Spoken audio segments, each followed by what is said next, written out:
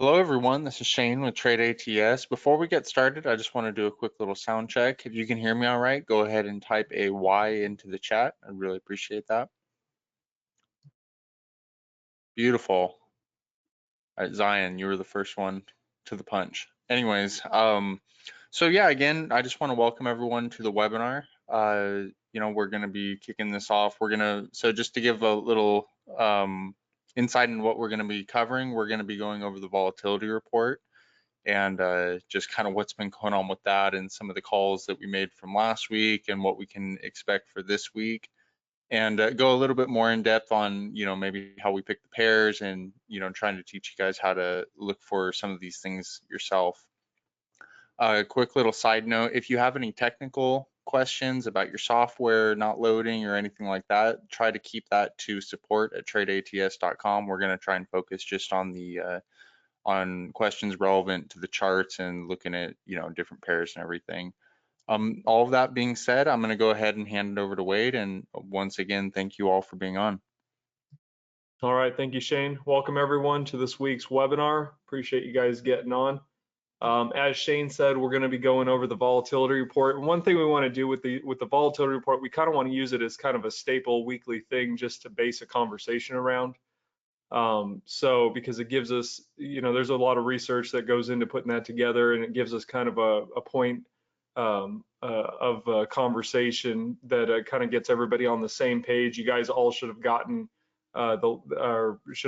access to it last night when we sent it out. So hopefully you've had a chance to look at it. So anyway, that being said, what I want to do, I'm going to go over here. If you actually, let's go ahead and test this. I want to make sure you guys can see my screen and that we're good to go, because I don't want to start talking and you guys aren't on track with me here. So if you guys just type in a Y, let me know that you could hear me and see my screen okay. That'd be wonderful.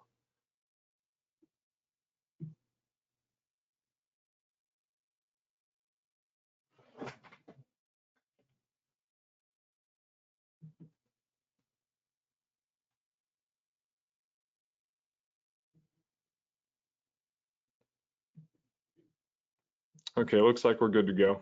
All right, thanks. Appreciate it, guys. All right, so just in case you don't know where the volatility report is, which, I know we've gotten a couple emails, some people have had trouble trying to find it.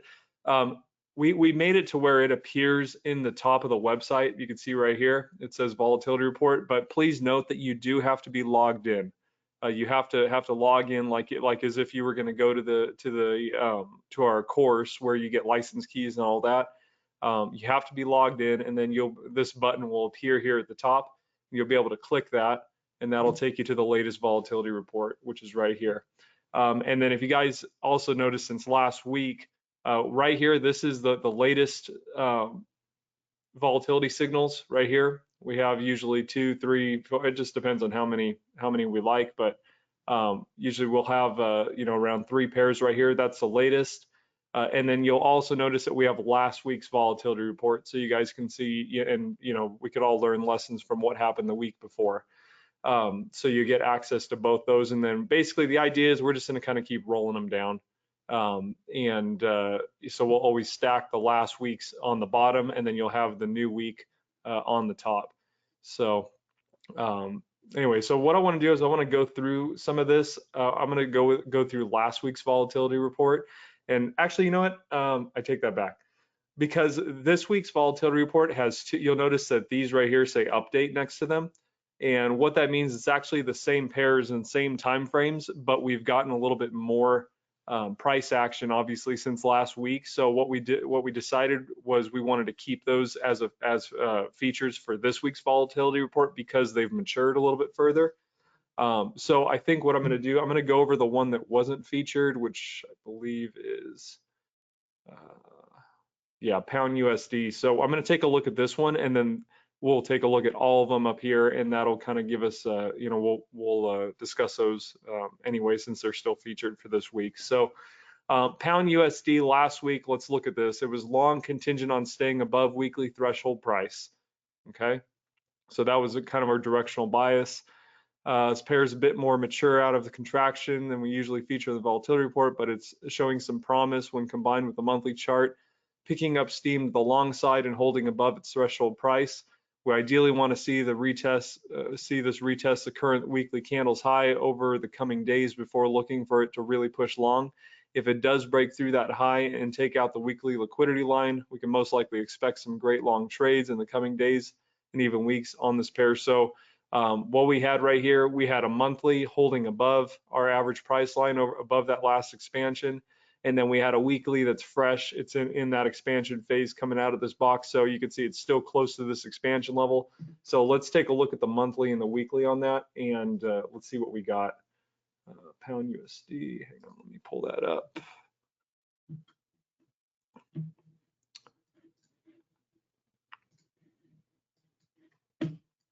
Whew. That thing cratered. Okay, so directional bias was a little off on that one, but let's take a look here.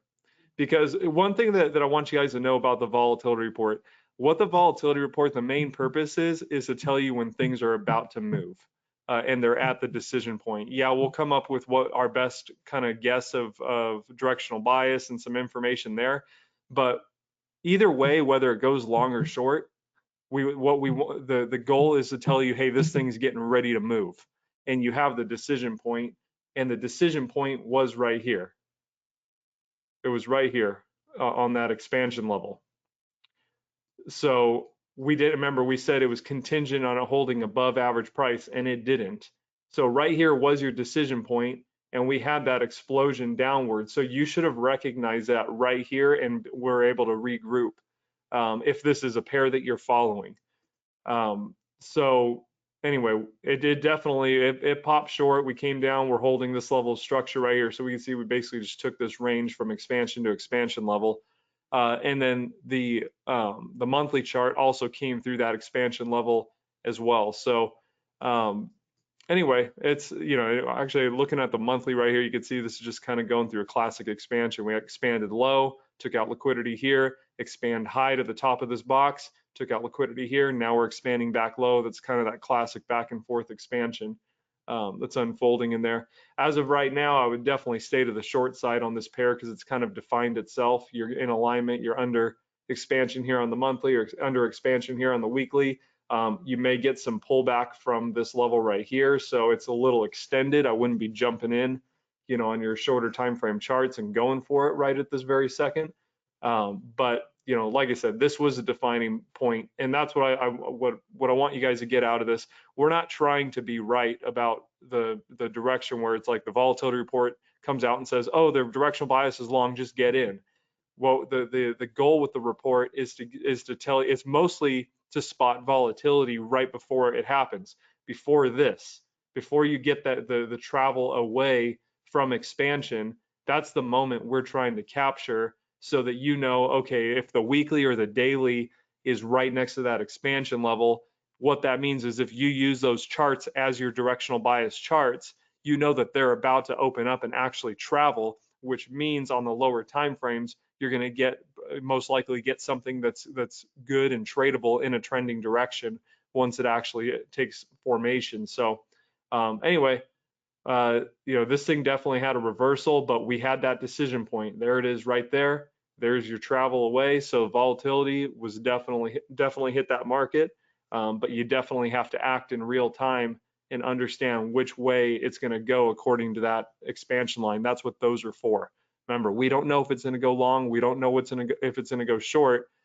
We have some idea. We could come up with some assumptions, but at the end of the day, we have the decision point, which is that white line. That's the decision point. And we just have to react quickly. You can't get married to, you know, one idea. You have to be ready to roll with it as it happens. So anyway, that's pound USD. Let's take a look now at this week's picks, and we'll kind of walk through that here. Hang on.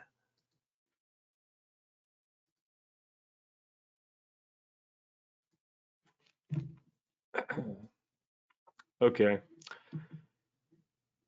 Okay, so first we'll go to Euro Yen. Okay, let's read through this here. We have a weekly, a daily. You can see the daily is fresh out of the box right here. This is really kind of what we're going, you know, what we're trying to capture is the essence of this type of situation. Fresh out of the box, somewhat close to our average price. Remember, that's a decision point. So this is, it's likely to move, especially on the daily time frame. So if you're trading the 1 hour into the daily, this is probably about to get very interesting. So that's why this one was a pick. So right here, the directional bias is short, contingent on price settling below daily threshold price. You can see that our weekly is already short. It's under the last expansion level. So there's no question about what direction that's headed at this moment. So let me open up Euro Yen real quick on the chart. Hang on. Sorry, it takes a little bit to switch back and forth here. I know it's a little clunky, but bear with me. Okay, so let's pull up Euro Yen.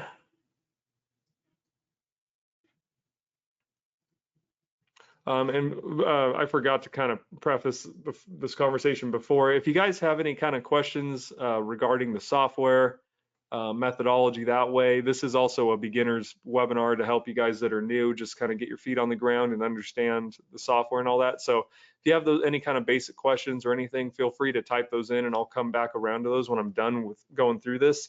Also too, if you guys have any pairs that you'd like me to take a look at, please type in the pair if I'm not already covering it on the volatility report. But if it's outside of that, let me know which pair, and also let me know 2 time frames that you're using, your entry time frame and your directional bias, so I can actually pull up the same thing that you're looking at. So be happy to take a look at a few of those.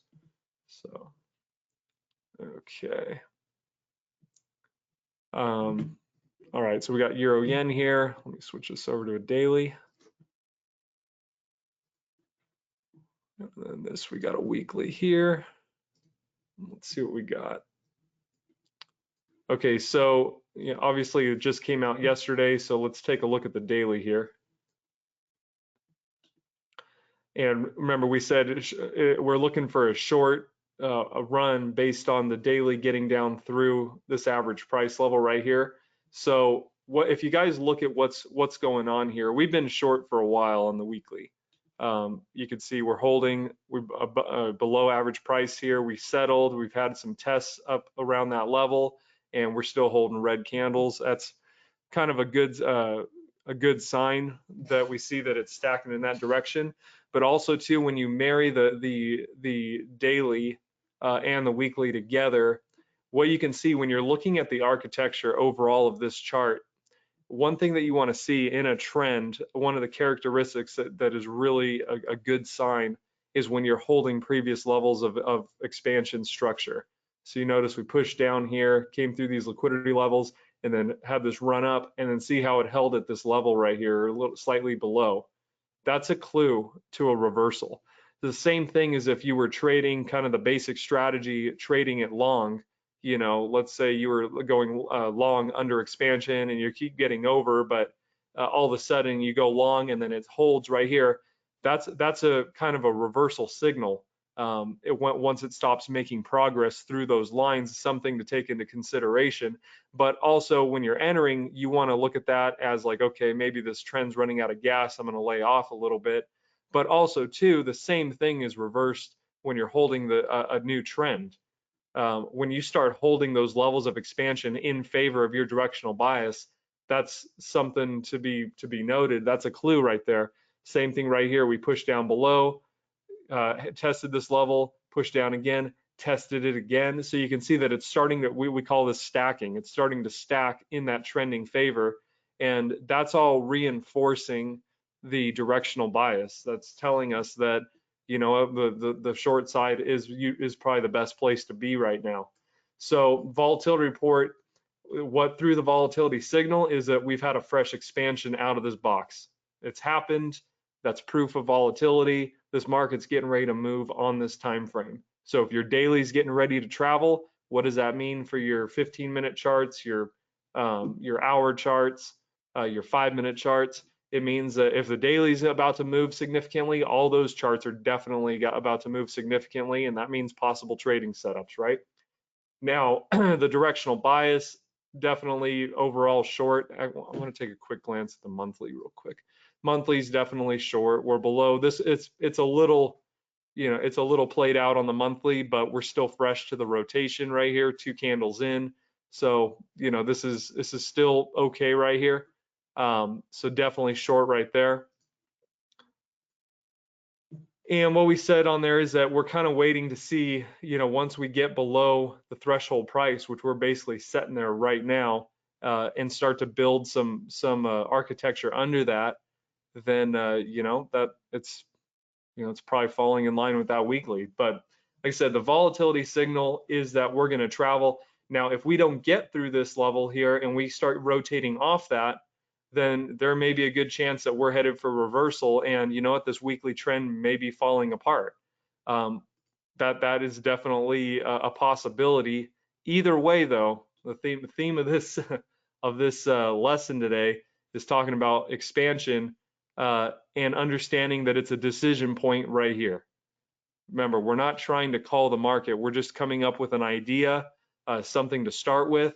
But either way, what plays out, we're going to get that information as it comes, and then we're going to be able to react accordingly.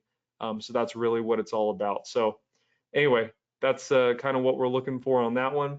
Let me pull up the next one. Hang on real quick. Okay. So the next one here is an update on pound CAD.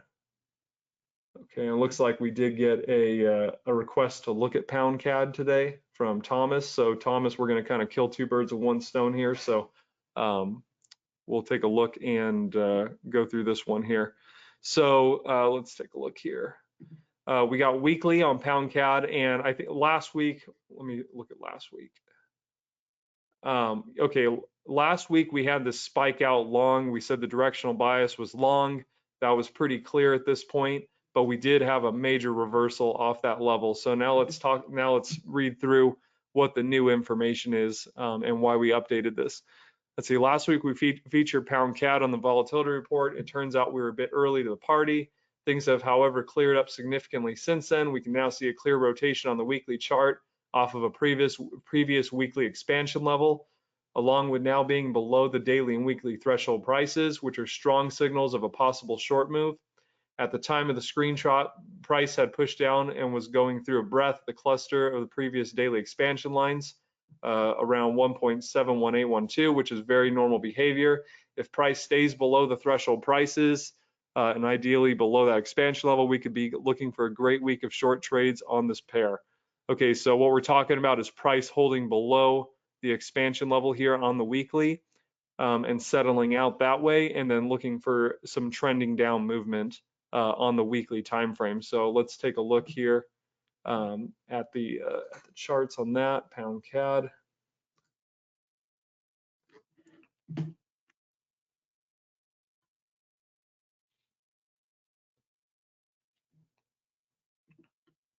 There we are.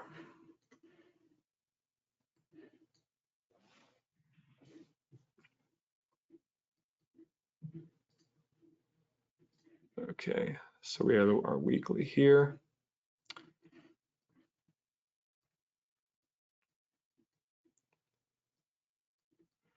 Okay, so our monthly, our monthly is holding green, and you can see that we're literally sitting at the decision point on the monthly and the weekly. With this signal, I want to tell you guys on this specific one, this thing still needs a little more time. Remember, that's a weekly chart and a monthly chart that are showing some pretty big indecision right at that decision point. So even so, we do have that red candle. This pair, in my opinion, you could do whatever you guys want, but in my opinion, this thing is something to look at. Pound CAD, I would look for, I would give this thing probably 2 weeks to a month to really settle out, and really define a direction. We have our decision point, which is going to be this expansion level right here on the weekly. Same thing on the monthly chart. We just had a brand new expansion happen this month right here. So you kind of have 2 levels that you're dealing with to see what the deal is. But I know most of you guys on here probably are trading shorter time frame trades. So how is this significant to you? From a longer term perspective, I don't think it's quite ready. I think it's getting ready to be ready, but it's not quite there. from a short time frame, I would look at this thing in the next week or two. I would want to see, a couple more red candles build. I'd want to see holding under this level right here for the expansion level. Same thing, we have another one to work with up here. So you have these two levels to work with. And like I said, I'd give it time. I think there's probably more ready opportunities that I would look for on something that's a little more mature. But this one is probably going to be really good, like I said, within the next probably month or so. This is going to really take shape and become, there's going to be some nice trades here. So anyway, keep it on your radar. All right, let's go pull up the last one.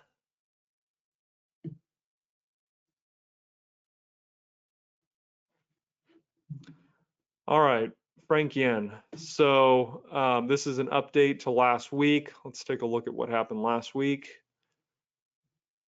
Okay, so we had no directional bias. We had our weekly and our daily charts. The daily was pushing. This was more of a weekly signal. You can see we're fresh out of the box on the weekly. So that's our volatility signal. Something's getting ready to happen. So let's see what's going on here this week. Okay, so the weekly got sucked back up to the average price over the course of last week. You can see that we tested that. So this is starting to show some promise. It's going through that maturity, like what I was just talking about with the pound CAD. When you have a weekly signal, you want to make sure you remember it's a weekly signal. I mean, it could dance around that expansion line for 2, 3, 4 weeks. Understand that's what you're playing with, but when it settles, when it breaks, when it goes, you're talking about some really consistent movement. That's where you get those trends that go 6, 7 weeks, 10 weeks one direction.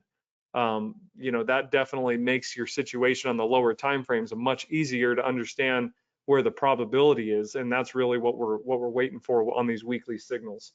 But just remember, you got to give them a little more time. It's not just because you see the weekly's expanded, you don't want to go open a 5-minute chart and go for it, just rip a trade based on that. You want to give it plenty of time to mature and feel it out. It's going to take a little while to set up. Anyway, so what we got today on our daily, we got a fresh expansion on the daily. You can see that we're holding below that average price. You can see that the weekly is short. So one conclusion that we did come to is that there's a possibility this could go long, and let me actually pull it up on the chart here. Hang on.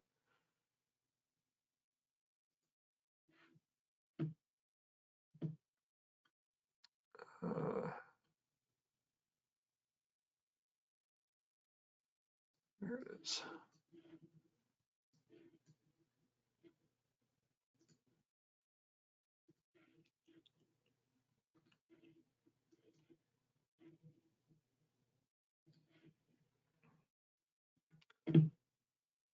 Okay, so similar situation to what we were looking at on the first pair. You can see that we're still headed down. The weekly's clearly short, and then see how we're starting to hold these previous levels of structure. We had an expansion long on the daily.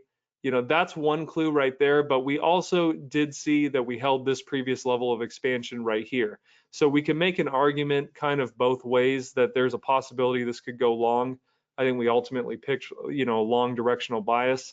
However, it's really going to be dependent on this threshold price. If we hold above that threshold price and see a reaction, then I would say that this situation where it held this level of structure here is probably in play, and we're going to whip back up to the top of the box on the weekly. That's a scenario, but understand that it's kind of between this level of structure right here from this last expansion and right here. We're really kind of in a decision at this point. Once we get above or below and hold on one of those lines is when I'd really start to, say take some action or get ready to go on your lower time frames. But understand that the volatility signal, we've had it, we've expanded out of the box, it's gonna move. But those are really the decision points, and you can play this either way. Um, you know, so anyway, that's your decision points. Like I said, we based the long also too on the way that it sucked this liquidity up right here and held this expansion level. So like I said, we can make an argument either way, but I would wait till you break above here or below here before you really take any kind of massive action on the lower time frames. That's kind of the zone right there. So anyway, that's pretty much what we got going on for this week's volatility report. Um, I see that a bunch of questions have come in. Shane, if you want to add anything to what I said, feel free to do that. I'm going to take a minute and read up on your guys' questions here, so I can see what's going on there. So just give me 1 sec to catch up here. Hang on. Yeah, so just to kind of add into all of that, or just to kind of reiterate what Wade said, when we're doing the volatility report, the number one thing that we're looking for is pairs that are about to move. So, we kind of add in there that you want to pay attention to the threshold price, or, just the most recent expansion line, so that you can really use that to help you figure out your directional bias. But our main point is looking for pairs that are about to move, which is why it's the volatility report and not the direction. So at the time when we take the screenshot, we'll add in any thoughts just of stuff that we see and at the moment what the direction looks like. But don't be a hero and write it through expansion if it's not going in that direction that we say at the time. Yeah, that's pretty much it. If you have any questions about that, feel free to shoot them out.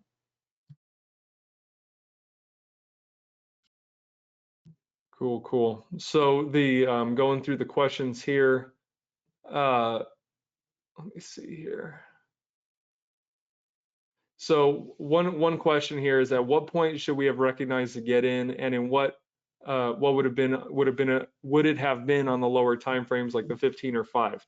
And the answer is yes. What the volatility signal again is it's just telling you when the market's expanding. It's something that's still close to the contraction zone, so it's ripe for a push. Go back and study your charts. Go look at the boxes and go see the minute you get out of a box and you have that breakout, you travel from that area on that time frame. So what we're trying to do what we're trying to do is put you guys is help you guys work on your timing. That's really what the whole thing is about. If you guys think about, for lack of a better analogy, think about Vegas, or a slot machine. uh, you have those machines, they have their accumulation periods. They have to take in more money than they pay out, right? If they didn't, it wouldn't be a very profitable business for the casino. So what ends up happening is that the algorithm in the machine, it has to take in more money, and then eventually someone walks by, they put a quarter in, and then they hit a payout cycle, right? Well, the market operates in a similar fashion to that in the 3 phases. You got to think of those boxes as where the machine is taking in money.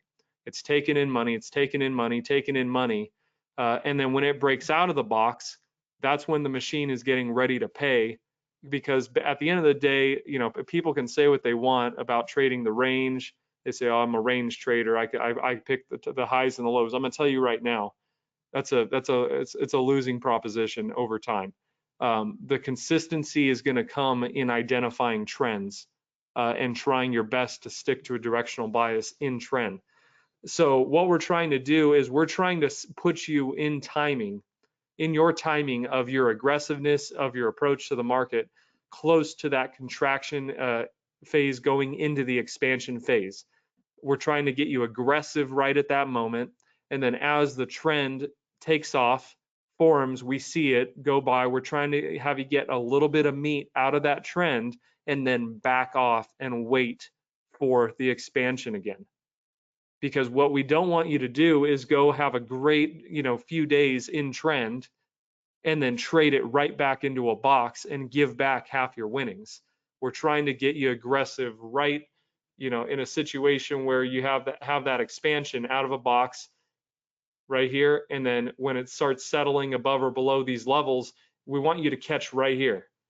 This meat right here, that meat, that meat. We want you to put you in that position, and then once the trend has gone so far, we want you to start not necessarily don't trade any more opportunities, but we want you to scale back, so that you can wait for that timing to be in your favor again.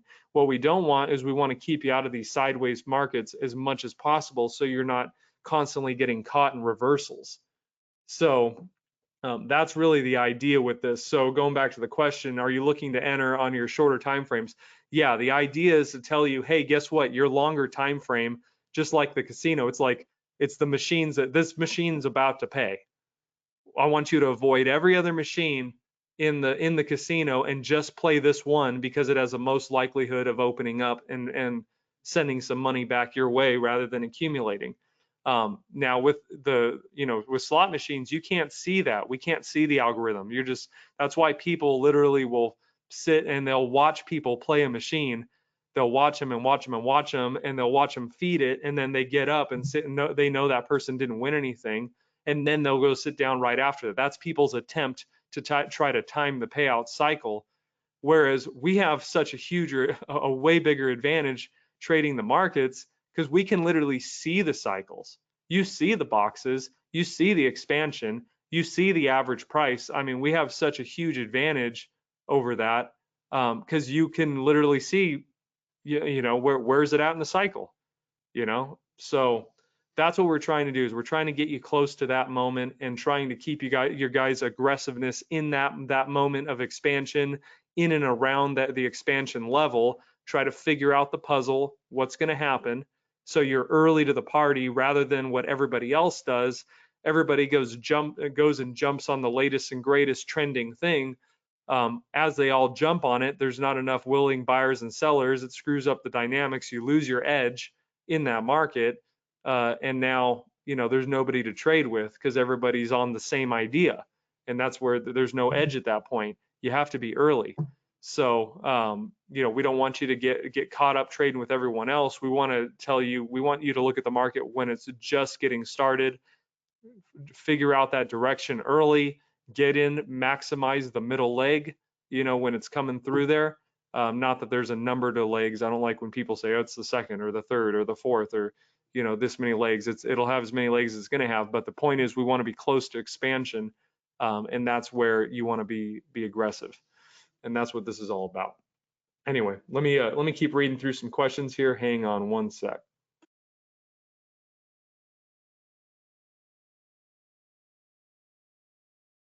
Okay, question here from Malik. If you can go over setting up alerts for boxes and expansion lines, I cannot find in the video courses. It's if you go through the course and if you have some trouble, you can always email us at support@tradeats.com. We'll make sure that you get set up with those. But they're in the very, very, very bottom of the course. And sometimes on some computers, you have to scroll to the bottom of the course and you have to click. There's an arrow that clicks you to another page of videos. So that's probably, you just got to go through there and you'll see them at the very bottom, but they are there. Everything's there that you would need to know to set up the expert advisor, the ATS assistant. So, all right, let me keep reading. Thanks, guys. Hang on.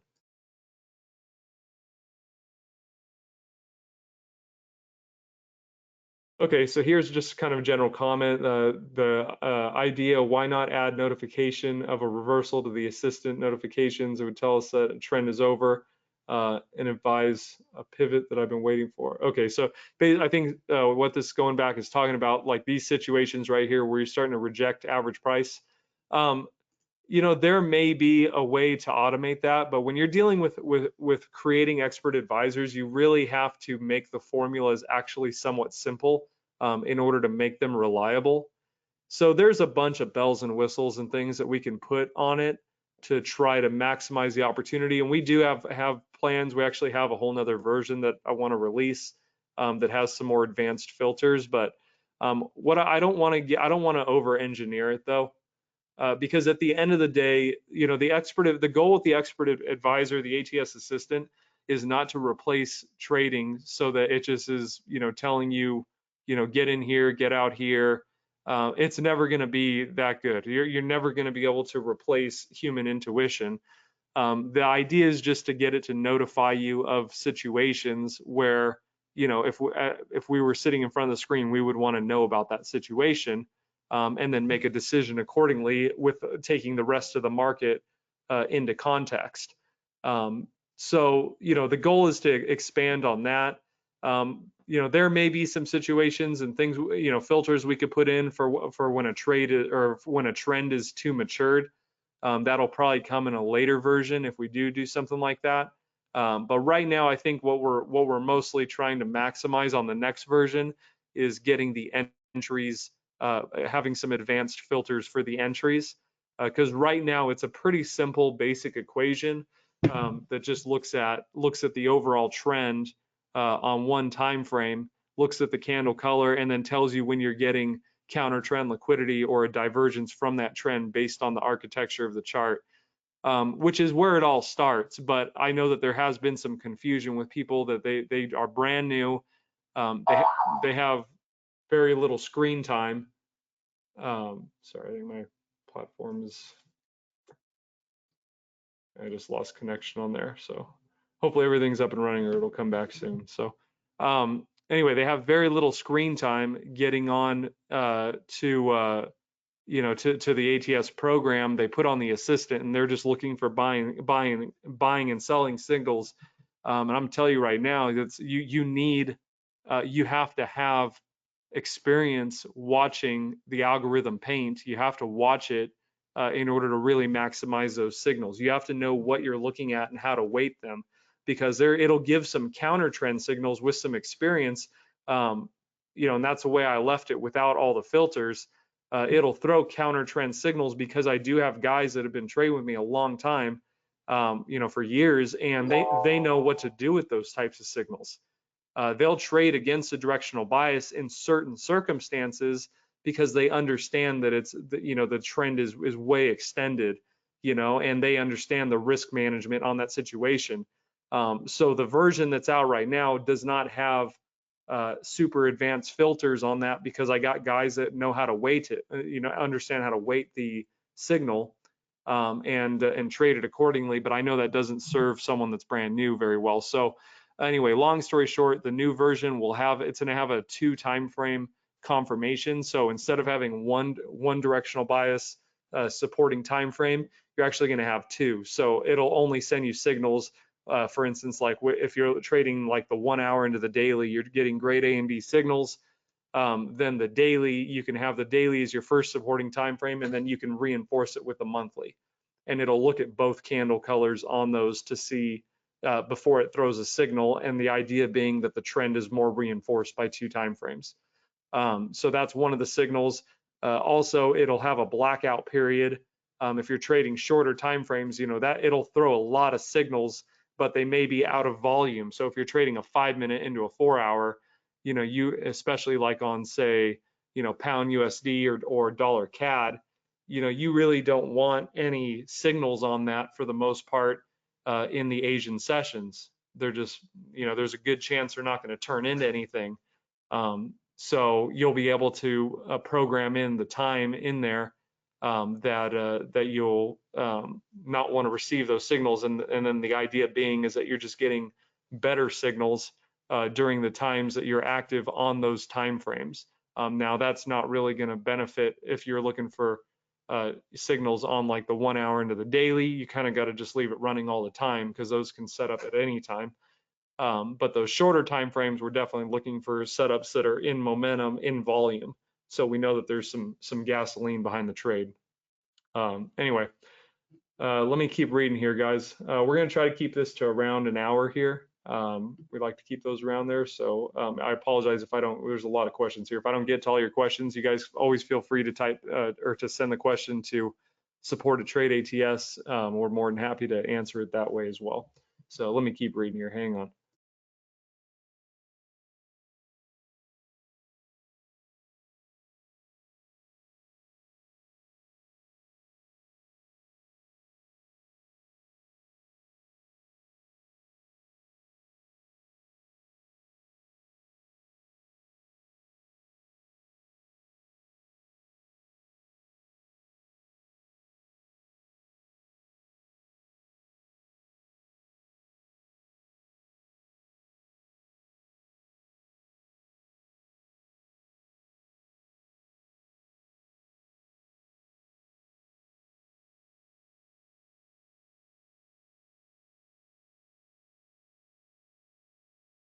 Okay, one thing I'm going to address real quick, and I'm sure I haven't, sorry, I just saw a comment. one thing I'm going to address too, I know it's probably got all on your guys' minds with this whole coronavirus thing. How is that affecting the markets? What does this all mean? Uh, what it means for us is gasoline to the fire. That's what all news really means. If you guys notice, there are some huge fundamental things that can happen that can change the overall directions fundamentally, like on the monthly and weekly charts. But overall, what it means is that there's just more people willing to transact, especially in the stock markets. You guys see the Dow, the Dow took a huge dive out of this panic, um, and that's what it means. It just means that there's more volatility coming. When it comes to us and what we do, we have the architecture. The charts, if you go through the training, especially the master pattern video, we talk about, which is kind of just a basic training on what we do. Those economic liquidity events just add fuel to the fire. It just speeds it all up. We have the sensitive price levels. We have what we need to interact with. If anything, I would look at this is a huge opportunity. It's a huge opportunity that means that things are potentially you're going to really move with some good follow through on these new trends that are setting up. So that's really all that we need to look at it. It's unfortunate. I'm not going to try to get too opinionated on this. I think is way blown out of proportion. As far as what the media has painted and the hysteria they've created. No doubt it's serious for people that are obviously have a weakness already or have pre-existing conditions. But in reality, especially during flu season, everybody should be taking precautions anyway. So there's nothing new here. And the elderly have always, had a vulnerability to with pre-existing conditions to things like, um, you know, uh, the flu and all that. We have me and Shane. We have a grandma on my mom's side that currently has cancer. So that's one thing that as a family, we're trying to take precautions, and we're trying to keep grandma safe because she's already fighting through enough stuff. So that's it hits close to home there for us for sure. But when it comes down to everybody, I don't understand the deal with the stockpiling toilet paper. I don't get it. uh I get the food and the water, but the toilet paper is beyond me. So but this is just the media has created this kind of mass hysteria, and it's the same thing. It's reflected with the markets. It's hysteria. It's people going. They're making very irrational decisions.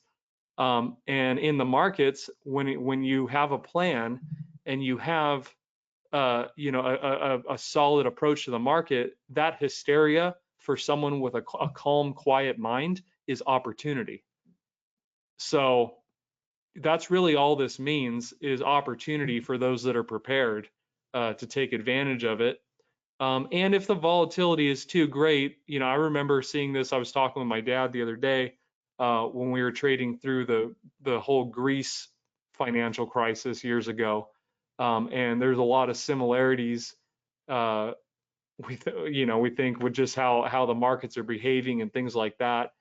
But we remember there was some epic days. We were trading euro dollar a lot back then. Just huge days were a regular thing, and then it kind of fizzled out, and then euro dollar kind of went flat for like years. So anyway, it creates opportunity, but what we're doing, what you don't want to do is get too heavily focused on trying to predict the markets based on, you don't want to turn into a 100% fundamental trader all of a sudden and then find yourself filling up your portfolio with a bunch of positions based on some newly formed economic outlook that you have. Obey the lines on the screen. The lines are the decision points. Manage your risk in and around those lines like you've always done. Just understand there's more people playing. at the casino. There's more, there's more volatility to be had, and it's going to create opportunities.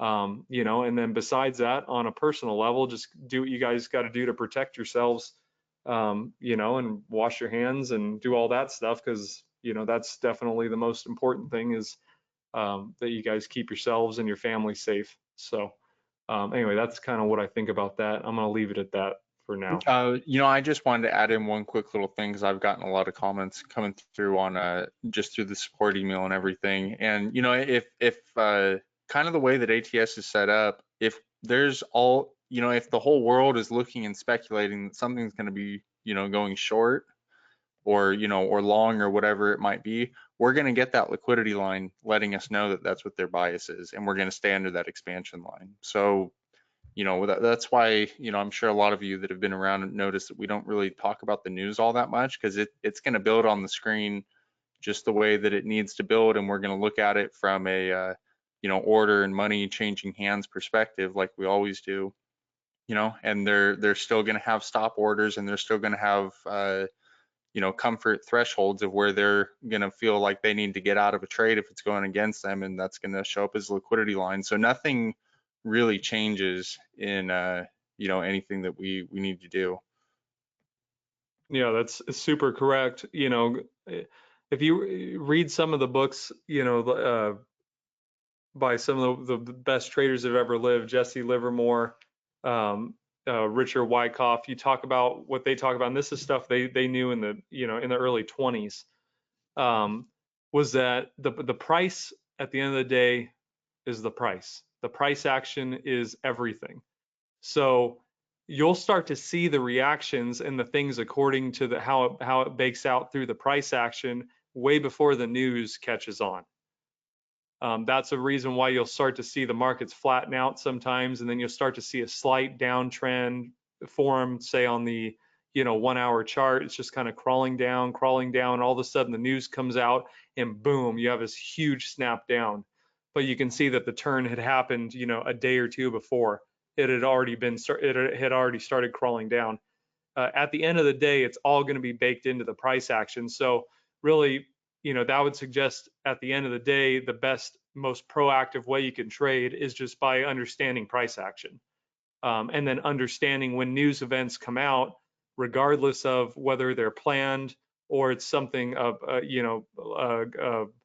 breaking news type like the coronavirus stuff. Yeah, it's all going to just create liquidity, but it doesn't change how people's thresholds get pushed, their pain threshold, their pleasure threshold, what side of the trade they're on, all that stuff. It doesn't change those sensitive points. I don't care if you're Warren Buffett. He's got a point where his pain threshold will be pushed so much. I don't care if it's Coca-Cola stock. You take that stock down low enough, he'll say, forget it. Everybody has a pain tolerance, and that's what we're trading in and around, is those long-term to short-term pain thresholds, and the architecture created around those levels, and we're trying to make an educated decision based on that. And that's why those expansion levels are so effective, is because they're programmed to appear at those sensitive points. So one thing, looking at the Dow right now, which seems to be frozen on my chart.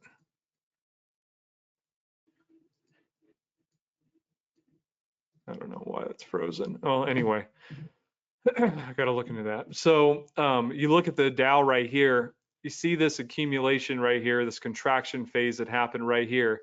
You got two boxes here. Let's kind of walk through this. This is a weekly too, so granted, there's a lot of time that passed here. So you have this starting point, and let's look from here, looking back at the recent activity. Two boxes here, pushed up through these liquidity line levels. Here's your expand high, expand low. Looking at this as the point of origination, we can see that it's defined by the expand high and expand low. So here's your significant price levels right here. Expand high, expand low, expand high, expand low. So even though this has been a pretty big push, obviously, especially in the recent history, we had obviously a short move. It is still not out of context with what was started back here. Hopefully you guys can see that. This is the point of origination as defined by the swing high, swing low. We're looking at these highs, the highs and the lows formed to point back to this area right here. It's not out of context. Yeah, it's big, but it's still, we push another, 3,000, 4,000 points. Okay, now we're definitely starting to develop a downtrend. But as of right now, I don't know what's going to happen. If you're making trades based on this, you need to be prepared with your risk management and be prepared. But I wouldn't be surprised if this thing doesn't come back up into this neighborhood, at this expansion level and come back into this area. May take a little bit of time to get there, but overall, I still just see that we're just in this general expansion range. That's what the price action's telling me. So as the news is blowing things out of proportion, businesses are closing, everybody's freaking out, this may very well be one of the best buying opportunities that we've had in recent history. So, but it's as long as it stays in the context of this overall expansion area in here, you guys see this swing high, swing low, swing high. Well, is this just another swing low with the point of origination back here? I don't know.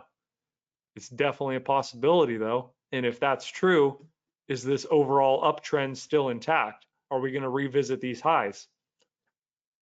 Possibly. So just a scenario, just an idea. I have to wait till things start shaping up a little bit before you make any decisions. But what I'm saying is it's not blown up given the context of where we've been. We've had a pretty massive bull run, that's been propped up and inflated for a long time. To see some sort of correction here is not, this is the coronavirus may have been the catalyst, but was it overdue? Something to think about, Hey, Wade, regardless. So yeah. can I ask you a question? This is Wade's dad, by the way. In a trading environment like this, using your stops and your limits, do you trade any differently with the kind of the volatility that we're seeing in the markets? Do you want to speak to that at all? You're talking about as far as like this is a weekly chart right here. So if you guys are trading a weekly chart, um, Well, I'm you just got talking about in general, in the general trading. I find that in my trading, I'm just a little bit more conservative, and and I'm dragging my stop down when I get into profit. I'm trailing my stop down to protect my profit because I don't know what's going to come out in the news. It might whip around a little bit, so I find that I'm a little more conservative with that. Are you finding that as being something that we ought to talk about at all or not?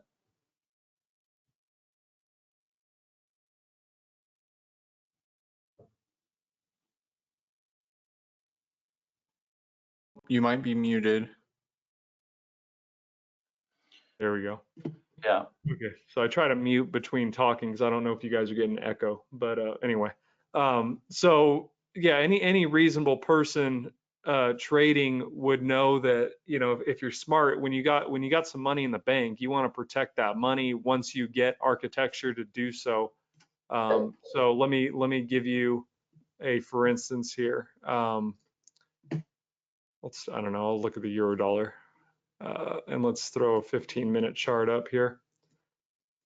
Okay, so let's just say, for instance, that you sold out of here, whatever the situation was, whatever, you're down, and now you're in this big run short, and you're riding it, and now you're up. Well, in a situation, it's hard to, let's say you sold right here.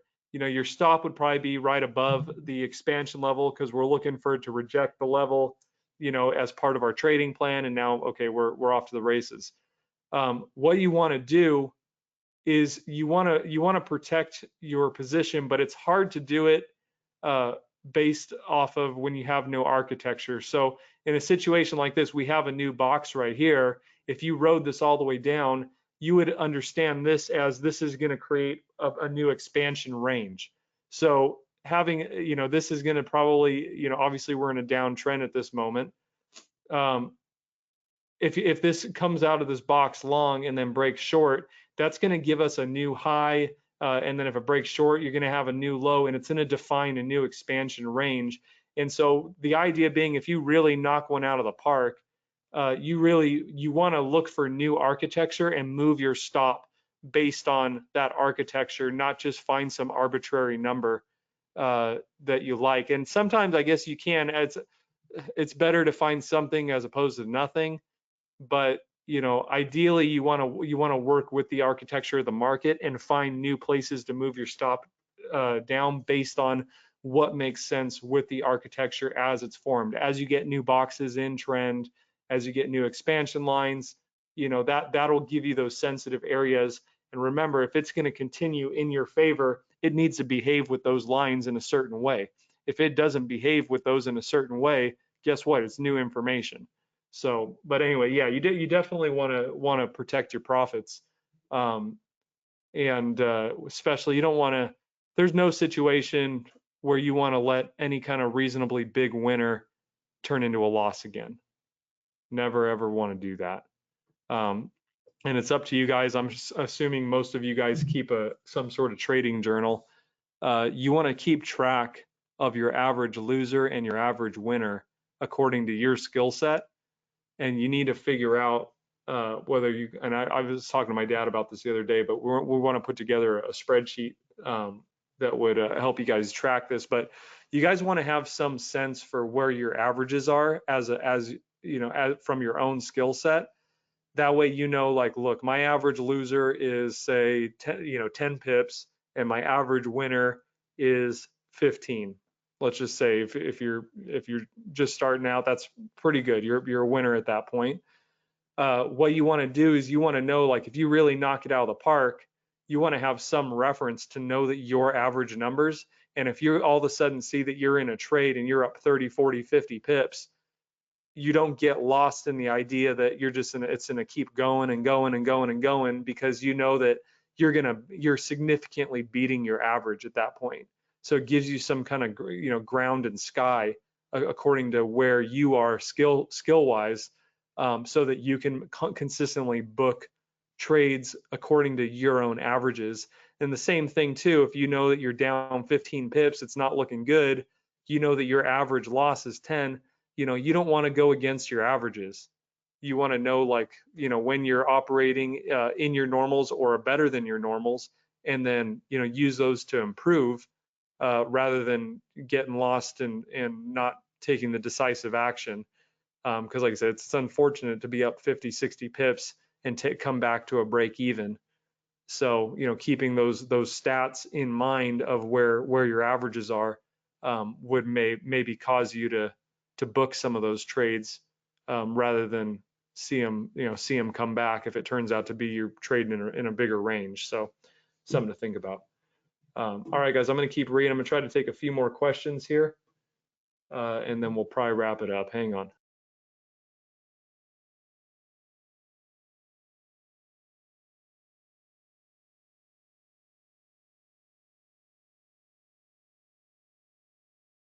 Okay, good question from Frederick. Appreciate it. This is something that I've covered, and had my opinions about in previous webinars. But if you're new, I'm going to address it again. The question is, how many pairs should I be looking at? So just my opinion. Again, you guys, we're a software company. We're providing you a software tool with some instruction how to use that tool. You guys are going to trade how you want to trade. Everything else, it's just our opinions. My opinion is you should trade no more than like tops like 3 pairs. And the reason for this is because my belief is that we become the more you spend time with a pair, the more intuitive sense that you develop with that pair. So you start to be able to really understand the behavior in that pair, the price activity. You almost on some level begin to feel things before they happen, just because you've spent so much time with the personality that is that pair. And I don't feel like you can effectively duplicate that over so many pairs. I feel like it's definitely 20 pairs. I mean, if you have some sort of robotic approach, uh, and an expert advisor running, that's, I guess, is a different story if you've been able to, crack it on that level. But when it comes down to effectively trading pairs, what I find is that having like one pair, two pair, tops three pairs that you really know and you understand, and you could feel those pairs. I think that there's an edge to that. Um, so that's kind of my feeling on it. Again, you guys could do whatever you want, but I think that's it. And then I know the counter argument is, well, what if those pairs aren't moving? I'm a trader, so I got to trade. I know that feeling, right? You guys wake up early or got your screen time. It's like I gotta you know gotta make payroll for the day. Well, you really don't. Trading's not really about trading a lot. It's about taking quality trades and decisive action at the right time. You need very, very few trades to be positive. They just need to be good trades. So what I found too is, especially the way that we trade is looking at the market from cycles, from the perspective of cycles, is that just about the time that you get bored with one of the pairs that you're trading and you go look at something else that looks more interesting, that pair that you were trading that you had invested the time in starts to move and you miss the perfect entry because you were off looking at something else. So what I found is it's best to, when the markets go sideways, um, you know, just scale back, maybe take some time off. If the daily goes into a box, great. Take that week off. Go do something else, work on something else, clear your head, you know, spend time with your family, do something else. And then when it comes out of the box, same thing with like what we're trying to do with the volatility report, it's time to go to work. So you end up rolling through the cycles of those pairs. And yeah, no doubt you're going to be there for the sideways markets, but guess what? You're more than likely going to be there for that grade A entry opportunity as the daily's in a sweet rotation coming out of box, or whatever the setup is on according to your time frames. You're going to be there for those as well, which is going to add to your overall consistency because you're trading that market. You not only know that market, you know its personality, but you're there at the right times because you've committed to being there. Um, so I feel like that's something that can only be really maximized with a couple of pairs. 20, even running ATS Assistant, I always tell people don't do it on more than a couple of pairs, that you can monitor effectively. What ends up happening is they put ATS Assistant on every pair on there, and what you're going to start to lose sensitivity to the signals. You're going to get so many of them coming through. You're getting so much market feedback, and opportunities and things coming across your desk that it's like it loses its meaning. You're like, it's like, which one do you pay attention to? And on top of that, you only have so much liquidity to spread around. So what ends up happening is you get an opportunity on one pair and you put some money down on that pair and trade it, but then 30 minutes later, here comes another opportunity that you like better, but your other position still isn't maybe in the money yet, so it's like, it's best just to use the assistant and run through and take the decent opportunities along with the really amazing opportunities in that one pair and just trade it for what it's worth, man. Just take it out because you'll be there for those huge runs, and you'll be ready to take decisive action. Okay, so I'm gonna look for one more question and then we'll probably wrap it up. Hang on.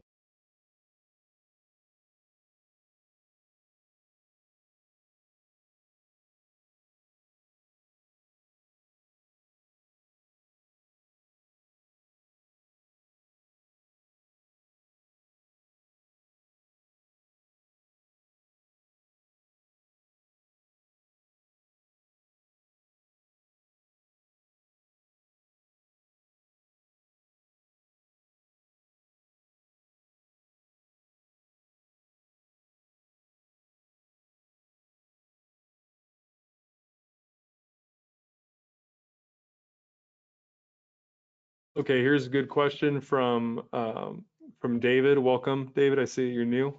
Glad to have you as part of the team here. So the question is, David, swing trading off of the 1 hour and looking at the 4 hour and the weekly as a directional bias. The 4 hour, I would actually say don't look at the 4 hour. If you're trading the 1 hour, the 1 hour and the 4 hour is a little too close. And what it could end up doing is when you got time frames that are too close together like that, it could end up getting you to second guess your entry points.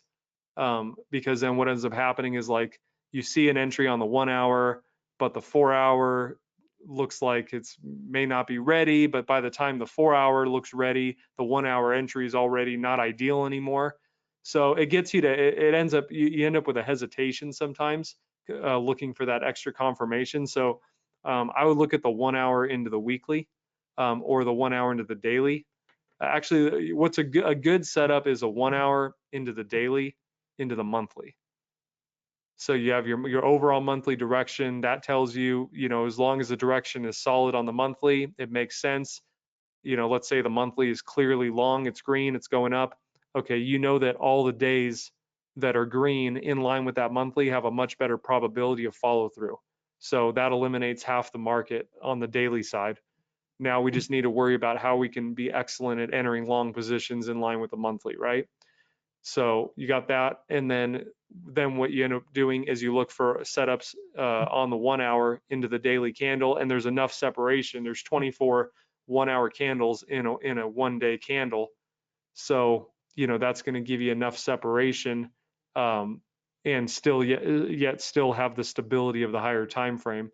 So that would be my recommendation for what you're trying to do. All right, I'm going to take one more question here, and then we'll go ahead and wrap it up. I apologize if I haven't got to your guys' questions. There's a lot here. And one thing I'm going to do too is recommend that, especially you guys that are new, is go through the old webinars. You'll notice that the same questions get asked over and over and over again because everybody has the same struggles for the most part. So I would look in your free time, go through and watch the old webinars. They're usually about an hour to an hour and a half a piece. And chances are your questions that you have already been answered probably several times on those webinars. So, okay, hang on real quick.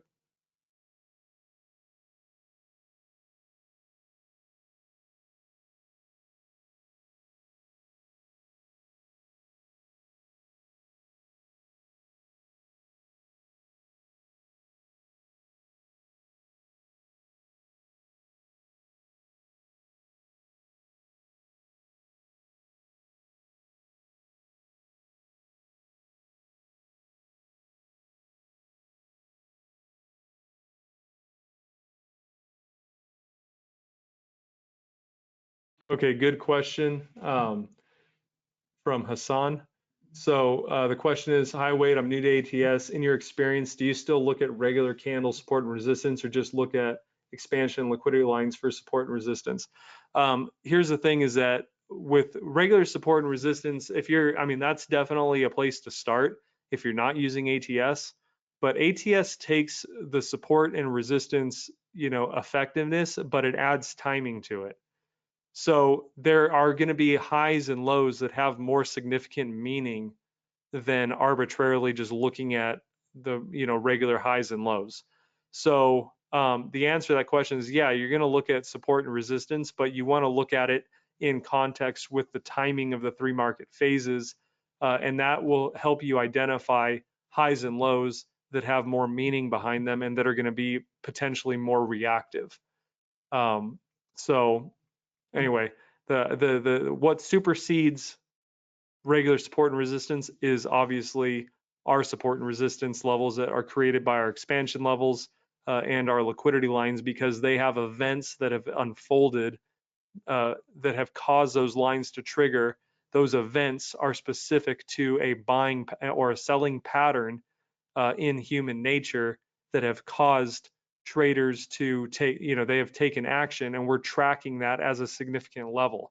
That's what those lines are based on. So that's always going to supersede just look, like I said, just finding a high or finding a low and using that. So anyway, yeah, always look at ATS first to figure out the sensitive points and then make your trading plan based off of that. So, all right, guys, I want to thank you guys so much for being on. Real quick too, announcements. I first should have did this. I should have did this at first, but in regards to the updates are still coming. I apologize, it's taken forever. I wanted to have the expansion index out to you guys like a month ago, just to bring you guys up to speed. We've had a little bit of change go on in our coding department with the team that I work with. Had to change out some personnel that I use. So it's been a little bit of a hang up. I've had to bring up some new guys that we brought on, bring them up to speed on how we do things in the development process. And that has kind of put a little bit of a damper on our time schedule, but we are getting things worked out. And also too, one of the things that has been a little bit of it has been a big holdup actually, is our new licensing system. Because we want to release the new stuff to you guys, but we're going to do it with a completely brand new licensing system that will get rid of the constant swapping out of the license keys, which was a much bigger undertaking than we thought it would be, to get it all to work and make sure that it's all going to be. We don't want to release it and then the whole thing crashes and you guys don't have any charts. That'd be really bad. So we're trying to get through all that. As of right now, we're actually gonna have a meeting here pretty shortly with our development group. I'm thinking probably, we're probably a month out, I would say, a month to maybe a month and a half, depending on how quickly the testing goes. And I probably will be reaching out to a few of you guys, some of you guys that have been with us a little longer, to see if you'd possibly want to be part of a beta testing group with the new stuff. So we're going to try to get a few people that want to participate in that, just so we know we can catch any bugs before we release it to the whole community. So anyway, we'll definitely keep you guys posted on that. But anyway, like I said, I think the way it looks, we're probably about a month to a month and a half out realistically, from getting the new ATS assistant, a brand new update on the actual chart mapping software that it'll have standard candle selection in the menu. It'll have Heikin Ashi like it has. And then it's also going to have a new hybrid candle, which will show the colors of Heikin Ashi, but will have the shape of a standard candle. So you can see the candle bodies and wicks, the same as standard candles, but you get the consistency of the Heikin Ashi colors or the color coding. So those will be in there. And then we're also working on a new money management feature where it'll show you before you open a trade what your risk is according to the overall percentage of your account in real time. That's something I'm pretty excited about that. So I'm trying to see if we can get it all worked out. So anyway, there's a lot of cool stuff coming. And I'm also in the process of redoing a lot of the online course. So anyway, it should get pretty exciting around here. I know you guys have been waiting a while, but believe me, it's worth the wait. And should be getting pretty excited here in the next month or so with a lot of cool announcements and all that stuff. So anyway, every week on the webinar, we'll keep you guys up to date with kind of the what's transpired, and if we get any new more better estimated dates, then we'll let you guys know as it happens. So other than that, I really appreciate you guys being on. I really appreciate you guys that have been dedicated to the methodology. We're getting some amazing testimonials. We don't solicit for testimonials. We don't ask about your guys' business. But there's some people that reach out and they want to share it with us, and we keep it confidential, obviously, for privacy reasons. But we have gotten a few people released that, so we've actually put together a little testimonial page for some emails that we've been receiving. We're hoping to add to that over time, as long as people are okay with they want it to be used. We're never going to put something out there that we didn't get okayed on first. But anyway, some of you guys that have been sticking with it, you're going, since our program really blew up about 7 months ago, we got some people that have stayed the course, and they're starting to reap the rewards from that, putting in the screen time. And anyway, we're really excited for you guys. You guys are doing an amazing job. You guys know who you are. Won't put you on blast, but anyway, really appreciate you guys being on. That's that's why we're doing this, is we're trying to find those core people that get it, that are dedicated. They see the value in the stable platform that we've created. And that's where it makes sense for us, not only to help you guys, but that's where we know you guys will commit for the long term. And that's what it's all about, is to make long-term subscribers. Remember, it doesn't make sense for you guys to come on for a month and then disappear. We're looking for those people that want to dedicate to the methodology and want to be with us for 15, 20 years. It's about the long-term subscriber base for us. So that's really, what we're in it for. So really appreciate you guys. Thank you so much for being dedicated. And you guys that are new, we're happy to be working with you and giving this a go with you. So if you guys have any questions or anything, feel free to email support@tradeats.com, and we'll be there to help you guys out. Until next week, everyone have a great day, night, afternoon, wherever you are. Stay safe. Make sure you guys protect yourself from all this craziness. Make sure you guys go get another few hundred pounds of toilet paper just in case, and we'll catch up with you guys next week. All right, everyone have a great day. Bye-bye.